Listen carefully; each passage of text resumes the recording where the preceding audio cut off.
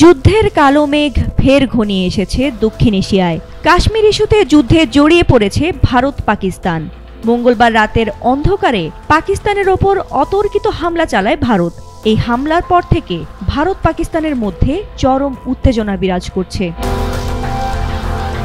এই যুদ্ধাবস্থা কেবল দুই চিরবৈরী প্রতিবেশী দেশ ভারত ও পাকিস্তানের মধ্যে সীমাবদ্ধ থাকেনি, বরং এর প্রভাব পড়তে শুরু করেছে বাংলাদেশের ক্রীড়াঙ্গনেও।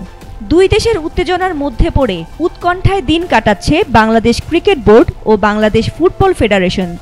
ভারত পাকিস্তানের চলমান যুদ্ধ পরিস্থিতির মধ্যেই বাংলাদেশের জাতীয় ও যুব দল দুই দেশের প্রতিনিধি পাঠিয়েছে আন্তর্জাতিক প্রতিযোগিতায় অংশ নিতে।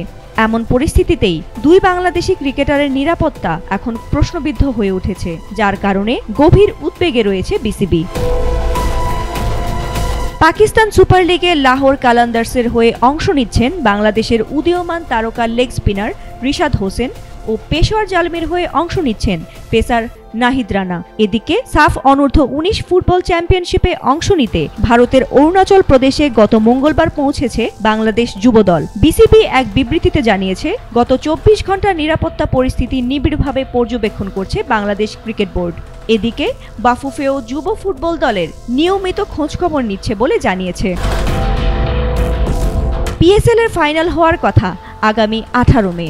এর ঠিক পরেই বাংলাদেশ জাতীয় ক্রিকেট দলের পাকিস্তান সফরে যাওয়ার কথা রয়েছে, যেখানে সংযুক্ত আরব আমিরাতের বিপক্ষে দুটি টি-20 ম্যাচ খেলার পর পাকিস্তানে ঢুকবে দলটি। তবে বিসিবি সূত্র জানিয়েছে, যদি পাকিস্তানের নিরাপত্তার পরিস্থিতির অবনতি ঘটে তাহলে সংযুক্ত আরব আমিরাতেই ৫ ম্যাচের সিরিজ খেলার প্রস্তাব দেবে বাংলাদেশ।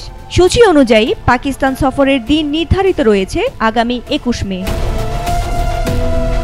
অন্যদিকে ভারতেও রয়েছে বাংলাদেশের প্রতিনিধিত্ব।